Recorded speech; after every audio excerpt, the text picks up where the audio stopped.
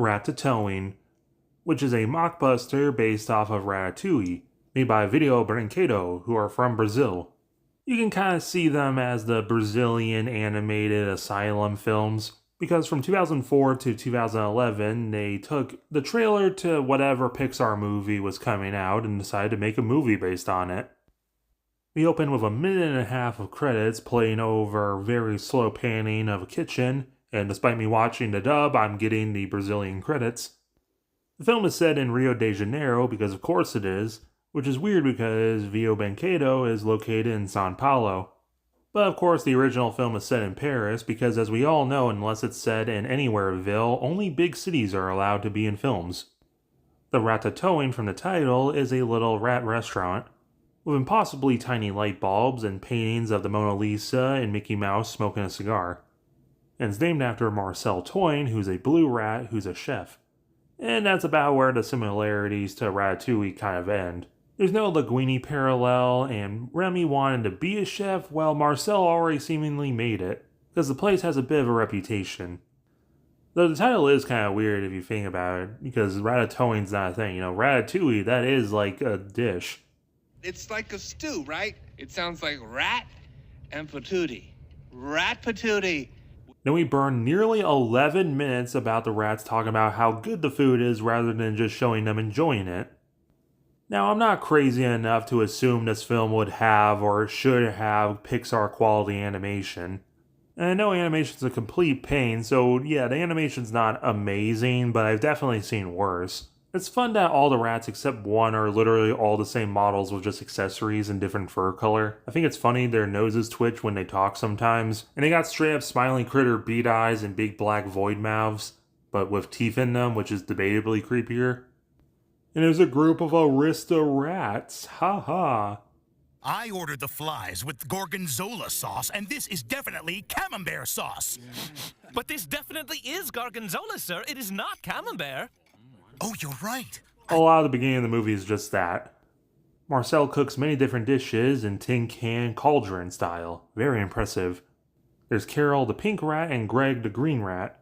And with Marcel's blue, they're the Delta rune or something. He wants the spicy, fatty, and crisp spaghetti. Precisely! Precisely is Greg's catchphrase he says the entire film. I'm glad you know the ordering habits of your clientele. What are you implying? Is there fan art of her? Also, somehow Video Brancato was able to get the 4Kids dubbing company. So if you're familiar with the 4Kids animes, you're going to find a lot of funny voices. So after forever, we finally get a plot that the Aristorats are a rival company that want to drive the Ratatouille out of business by discovering their secret recipes. But meanwhile, it's Thursday night, so the three decide to suit up. They spend 40 seconds running around a white void, equipping spy gear and posing like the Matrix. Carol and Marcel wear black socks, while Greg wears Converse. Instead of getting a spy helmet, he gets straight up Mickey Mouse ears.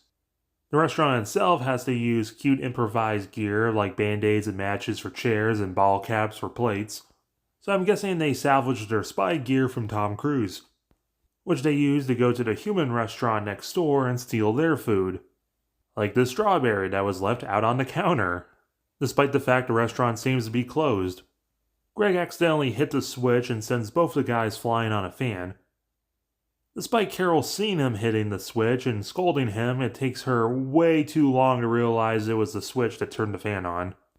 Meanwhile, Brown Hair Rat, no, that's not me just being funny, that's literally what her name is, walks back into Ratatouille to get her notepad, but sees the kitchen doors open and sees the group stealing the strawberry.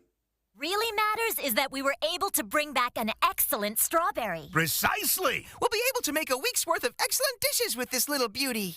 You can stretch a single room temperature strawberry for a week? I get they're rats and use smaller portions, but damn. So the bad rats decide to sneak into the kitchen next door.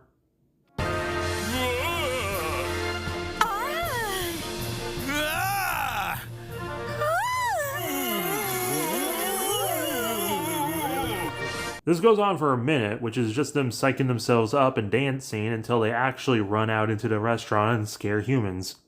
They leave a job well done. We repeat the suiting up and hit the same restaurant. I like that there's no wires behind these switches, they're just dummies. I wonder if Marcel had them all pulled out. And there's a comical amount of mousetraps all over the floor. And Marcel sees a completely unwrapped chocolate bar, again left out overnight on a sink. Also a cat. They make chase, and you would imagine because they set up there were mousetraps all over the floor, this would lead to some Tom and Jerry shenanigans, like he falls into them or comically steps on them. But no, they don't. But Marcel does toss the chocolate bar right into the cat's face.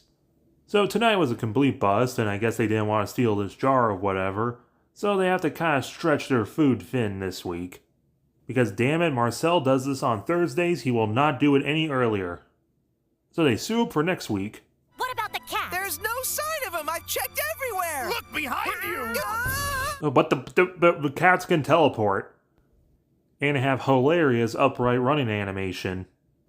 The male bat rats sneak into the kitchen behind them, and Fred and Greg and Carol with toothpicks. But luckily Marcel has tamed the Rancor, thanks to keeping a snack on him. Those rats of ours were sent to an out-of-town laboratory. You know I miss them so much, it just breaks my little heart. Be patient, my friend.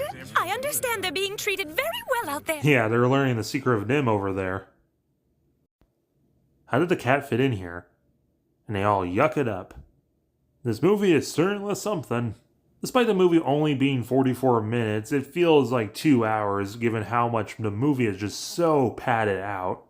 There's a spark of a good idea here, with Marcel just wanting to provide good food for his people, and the snobbish establishment want to bring him down by cutting off his food supply. But the movie wastes so much time on nonsense. The voice acting's good, even if the lip flaps probably don't even match in the original Portuguese.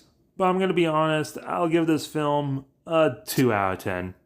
But let me know what you thought down below, as well as hitting the like button, subscribing if you're new, hype on mobile, I love you.